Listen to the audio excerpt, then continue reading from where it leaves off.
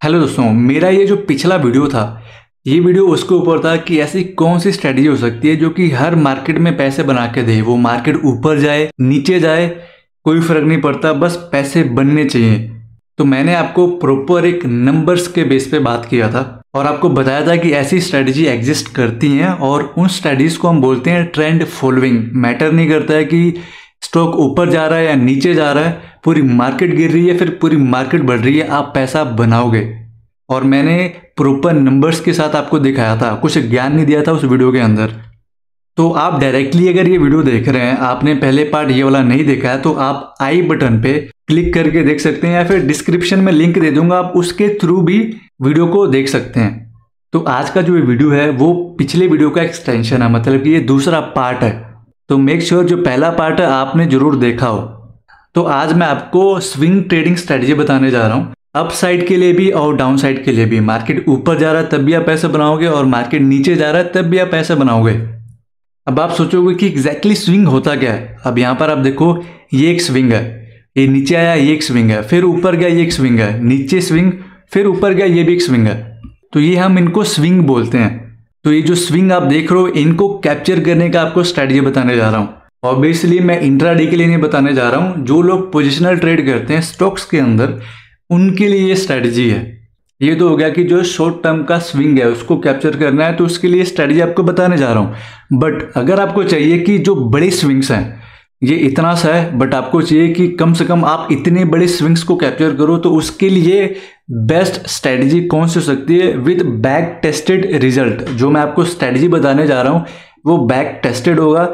जो आगे आप चाहते हो कि ऐसी स्ट्रेटजी मैं आपको बताऊं जो बड़े स्विंग कैप्चर करे, वो भी बैक टेस्टेड होगा। अगर आप चाहते हो कि इससे भी बड़े, जो काइंड ऑफ हम बोल सकते हैं कि इन्वेस्टिंग टाइप हो गया, अगर आप वैसे स्ट्रेटजी चाहते हो विद बैक टेस्टेड रिजल्ट, आप यहाँ पर स्क्रीन पे देख सकते हो, ये जो ऊपर वाला लाइन है ये इसका रिटर्न है। इसने पूरी मार्केट को आउट परफॉर्म किया। और मैं आपको कुछ बेसिक ये नहीं बताने वाला हूँ कि 50 का और 200 का मूविंग एवरेज क्रॉसओवर ले लो तो ये लॉन्ग टर्म का बन जाता है, या फिर 10 का और 20 का ले लो, ऐसा नहीं।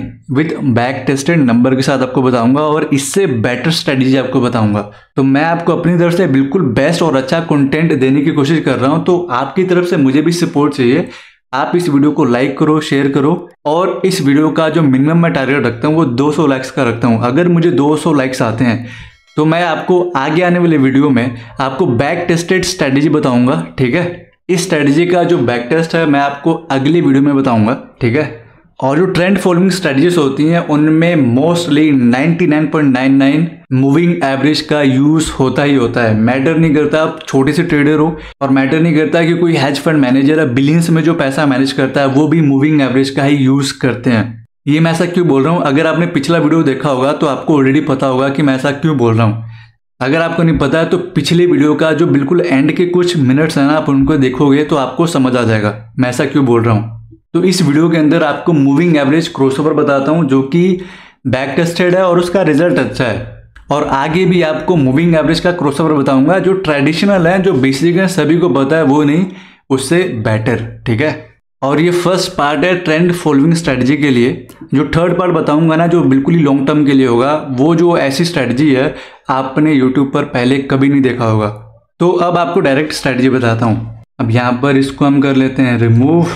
यहाँ पर इस स्ट्रेटजी को प्ले करने के लिए हमें 2 एक्सपोनेंशियल मूविंग एवरेज चाहिए। उसको लगाने के लिए हम क्या करेंगे, इंडिकेटर्स पर क्लिक करेंगे और इधर सर्च करेंगे मूविंग एवरेज। तो यहाँ पर आप देख सकते हो इधर एक्सपोनेंशियल है, तो मैं इस पर डबल क्लिक करूंगा, 1 और 2 बारी क्लिक करने से 2 मूविंग एवरेज आ जाते हैं। तो इसको मैं हटाता हूँ। अब हमने सेटिंग में जाना है और इसको मैं ब्लैक कर देता हूँ ताकि अच्छे से दिखे, ठीक है। और इसको मैं थोड़ा थिक कर देता हूँ और हम इनपुट्स में आते हैं और जो लेंथ हम रखेंगे वो होगा 5 और इसको हम कर देंगे ओके। और हम दूसरे EMA के सेटिंग में जाते हैं, इधर हम करेंगे 20 और इसको भी मैं थोड़ा सा थिक करता हूँ और ब्लैक कर देता हूँ। इसको ब्लैक की जगह मैं अगर रेड करूँ, दिख रहा है, आई थिंक दिख रहा है, यस। तो यहाँ पर आप देखोगे अब यहाँ पर दोनों मूविंग एवरेज लग चुके हैं। जो ब्लैक वाला लाइन है ये है 5 EMA और जो रेड वाला लाइन है ये है 20 EMA। आपको पता होगा जितना छोटा मूविंग एवरेज रहता है वो उतना ही फास्ट मूव करता है, उतना ही कैंडल के पास में वो रहेगा, और जितना बड़ा मूविंग एवरेज रहेगा उतना वो दूर रहता है। आप क्लियरली इधर देख सकते हो 5 का मूविंग एवरेज कैंडल के साथ साथ चल रहा है और 20 का मूविंग एवरेज कैंडल से थोड़ा सा दूर चल रहा है। अब यहाँ पर हमने एक्सपोनेंशियल मूविंग एवरेज लिया है, सिंपल मूविंग एवरेज नहीं लिया है, क्योंकि जो बैक टेस्ट हुआ है exponential moving average simple moving average से अच्छा परफॉर्म किया था, इसलिए हमने इसको लिया है। अब जिनको नहीं पता सिंपल मूविंग एवरेज और exponential moving average, simple moving average थोड़ा स्लो रहता है और एक्सपोनेंशियल मूविंग एवरेज थोड़ा फास्ट रहता है बस। अब यहाँ पर ये जो स्ट्रेटजी बैक टेस्ट हुआ है वो क्रॉसओवर के बेस पे हुआ है, ठीक है, सिंपल क्रॉसओवर। तो यहाँ पर अगर मैं एक्सप्लेन करूँ क्रॉसओवर बहुत ही सिंपल है। मान लेते हैं ये जो लाइन है ये 20 का एक्सपोनेंशियल मूविंग एवरेज है, ठीक है, और एक और लाइन ड्रॉ करता हूँ, ये है 5 का मूविंग एवरेज। तो यहाँ पर जब क्रॉसओवर होता है ना तो यहाँ पर आप बाय करते हो, ठीक है। जब 5 का EMA 20 के EMA को क्रॉस करता है, नीचे से ऊपर को जब जाता है तो आप बाय करते हो।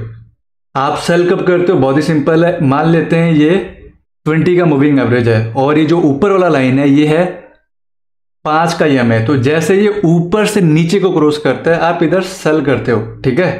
तो आपने जो फोकस करना है वो क्रॉसओवर के टाइम पर ही फोकस करना है।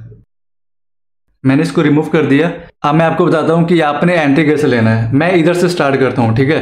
तो यहाँ पर आप देखोगे जो 5 का EMA है वो 20 के EMA से ऊपर है, तो ऊपर से ऐसे नीचे को क्रॉस कर रहा है यहाँ पर, ठीक है, और प्राइस नीचे गिरना शुरू हो चुका है, आप देख सकते हो। तो यहाँ पर आप सेल करोगे, ठीक है। अब यहाँ पर अगर आप देखो 5 का EMA 20 EMA के नीचे है और इधर क्रॉस करके ये ऊपर चला जाता है, तो यहाँ पर आप करोगे बाय, ठीक है। ये बहुत ही सिंपल है। जब 5 का EMA नीचे होगा और ये नीचे से ऊपर को जाएगा क्रॉस करके तो आप बाय करोगे, और जब 5 का EMA ऊपर को होगा 20 EMA से ऊपर को होगा और ऊपर से नीचे को क्रॉस करेगा तो इधर आप सेल करोगे, सिंपल। तो यहाँ पर आप देखोगे स्टॉक नीचे भी गिर रहा है और ऊपर को भी जा रहा है और स्टॉक एक रेंज के अंदर भी रह रहा है। तो मैंने जानबूझ के ये स्टॉक सेलेक्ट किया है। मैं एक ट्रेंडिंग स्टॉक भी ले सकता था जहां पर ऐसे आपको बड़े बड़े मूव देखने को मिलते हैं। इधर आप देख सकते हो नीचे को ऊपर को, आपको ये मक्खन की तरह स्ट्रेटजी लगती है, ठीक है। बट मैंने जानबूझ के एक रेंज वाला स्टॉक पकड़ा है जिसमें अप साइड, डाउन साइड, ठीक है, और एक रेंज तीनों हो, क्योंकि पूरे साल आपको बस ट्रेंडिंग स्टॉक ही नहीं मिलने वाला है। कुछ स्टॉक ऐसे भी होंगे कि एक रेंज के अंदर रहेंगे जहां पर आपको लॉस भी होगा। तो जहां जहां पर क्रॉसओवर हुआ है उधर मैं एक सर्कल ड्रॉ कर देता हूं, ठीक है। तो यहाँ पर, यहाँ और टेक्निकली यहाँ, इधर, इधर और इधर। आप मेरे को बता सकते हो कि इतने क्रॉसओवर में आपको लॉस कहाँ पर हो रहा है? कहीं भी नहीं हो रहा है। अब मैं आपको कैलकुलेट करके बताता हूँ कि हर क्रॉसओवर पर आपको कितना रिटर्न मिला है और कब एग्जिट का बोला है। तो पहला क्रॉसओवर इधर होता है, ठीक है, और इसने एग्जिट का इधर बोला है, तो यहाँ पर लगभग 19% का आपको रिटर्न मिलता है। अब यहाँ पर ये एंट्री था और जब दूसरा क्रॉसओवर होता है तो आपको वो एग्जिट बताता है, मतलब आप अपना पोजीशन रिवर्स कर सकते हो। इधर आपने बाय करके प्ले किया था इस लेवल पे, इधर आप एग्जिट करोगे जो अपसाइड के लिए आपने प्ले किया था, और इधर आप शॉर्ट जा सकते हो। पहला पोजीशन आप कट करोगे और उसके बाद नया पोजीशन आप शॉर्ट प्ले कर सकते हो, ठीक है। अब यहाँ पर मैं आपको कैलकुलेट करके बताता हूँ, तो लगभग आपको 8% के आसपास इधर रिटर्न मिला है। और इधर आपने शॉर्ट किया था, अब इधर आप एग्जिट करोगे, आप नया पोजीशन लोगे, अब आप इधर खरीदोगे, बाय करके प्ले करोगे। और उसके बाद अगर मैं देखूं तो इसने हाई तो मारा लगभग 38% का, बट इधर एग्जिट बोल दिया है 19%, मतलब आधा आपका जो प्रॉफिट है वो चला गया है। ऐसे ही होता है। तो इधर आपने एग्जिट किया और इधर अगेन आपने शॉर्ट किया,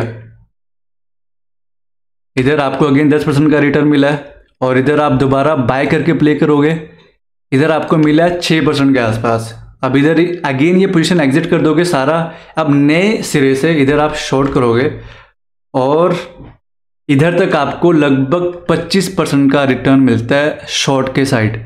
अब यहाँ पर आप शॉर्ट तभी प्ले कर सकते हो जब आप फ्यूचर में प्ले करते हो या फिर ऑप्शंस में करते हो। इक्विटी के अंदर आप शॉर्ट पोजीशन कैरी नहीं कर सकते हो, राइट। अब हम अगले ट्रेड में चलते हैं। तो यहाँ पर सारा पोजीशन क्लोज हो जाता है और हम नया ट्रेड लेंगे, बाय करके प्ले करेंगे। तो अगर मैं इधर से चेक करूं तो इसने अभी तक एग्जिट नहीं बोला है क्योंकि क्रॉसओवर हुआ नहीं है। तो इसने जो हाई मारा है ये लगभग 85% का मारा है और अभी लगभग ये रिटर्न चल रहा है 71% के आसपास। आई होप आपको सभी चीज़ें पता लगी होंगी। आप इधर कन्फ्यूज मत करना कि आपने एग्जिट कब करना है। जैसे क्रॉसओवर होता है, ठीक है, जब छोटा मूविंग एवरेज बड़े को काट के ऊपर जाता है तो आपने बाय करना है, और जैसे ही आगे अगेन क्रॉसओवर होता है तो आप एग्जिट कर दोगे, ठीक है, और नया पोजीशन बनाओगे। यहाँ तक आपको पता लग गया एंट्री और एग्जिट। सवाल आता है अब हमारा स्टॉप लॉस क्या होगा। बहुत ही सिंपल है। अगर आपने बाय किया है, मतलब आप खरीद के काम कर रहे हो, ठीक है, तो मान लेते हैं आपने इधर बाय किया, तो आपका जो स्टॉप लॉस होगा वो पिछले स्विंग का लो होगा। और ऐसे ही मान लेते हैं आपने इधर शॉर्ट किया, ठीक है, तो आपने क्या करना है, पिछला जो स्विंग हाई है तो आपने इधर अपना ऐसा लगा देना और इधर आपने ऐसा लगा देना है। यहाँ पर मैंने आपको दिखाया है कभी 20% रिटर्न मिल रहा है, कभी 9% मिल रहा है और कभी 71% मिल रहा है। बट आप ये बात हमेशा याद रखना, जब भी आपको एक बड़ा मूव मिलेगा ना तो ये जो स्ट्रेटजी है मक्खन की तरह काम करेगा। जैसे जैसे स्टॉक ऊपर जाता जाएगा ना ये इसको फॉलो करता रहेगा, ठीक है, और जब तक बड़ा मूव नहीं ना आता नीचे को, आपको ये इस राइड में बना के रखेगा, इस ट्रेंड में आपको ये स्ट्रेटजी बना के रखेगा। अगर आप देखोगे तो ये एक बड़ा रेंज मार्केट है, ठीक है, तब भी इस स्ट्रेटजी ने आपको पैसे बना के दिए हैं। तो आप सोचो जब किसी स्टॉक के अंदर बड़ा मूव आएगा तो आपको ये कितना पैसे बना के देगा। एक चीज़ मैं बताना भूल गया, जब आप ये स्ट्रेटजी प्ले करो तो आप कोई भी रद्दी सा स्टॉक मत पकड़ लेना। आप ट्राई करना कि अच्छे स्टॉक्स में ही ट्रेड करो जिनके अंदर मोमेंटम हो। सडनली ऐसा ना हो कि वो ऊपर गए फिर नीचे तुरंत आ गए, ऐसे स्टॉक को मत आप प्रेफर करना, ठीक है। जो एक डिसेंट ट्रेंड के अंदर हो ना, जैसे HDFC बैंक वगैरह ऐसे स्टॉक्स हैं, आप उनको ट्रेड करो। IT के स्टॉक्स हैं, विप्रो है, ठीक है, इन्फोसिस है, TCS है, आप ऐसे स्टॉक को ट्रेड करोगे तो आपके पैसे ज़्यादा बनने की उम्मीद है। अब आप बोलोगे पिछले कुछ महीनों से IT के स्टॉक बहुत बुरी तरह गिर रहे हैं और वो लगभग 40% तक गिरे हुए हैं। मैंने क्या बोला था, जब मार्केट गिरेगा तब भी आप पैसे बनाओगे।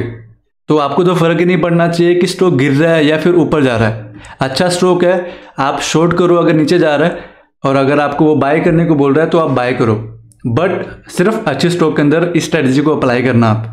आई होप आपको ये पूरी स्ट्रेटजी समझ आ गई होगी। अगर आप चाहते हो कि इससे बड़ी स्विंग आप कैसे कैप्चर कर सकते हो उसकी स्ट्रेटजी पर मैं वीडियो बनाऊं, तो आप इस वीडियो को एटलीस्ट 200 लाइक्स दो, लोगों को शेयर करो, और मैं आपको आने वाले टाइम में बैक टेस्टेड स्ट्रेटजी बता दूंगा जैसे ही 200 लाइक्स कंप्लीट होते हैं। इस वीडियो के लिए इतना ही, मिलते हैं नेक्स्ट वीडियो में।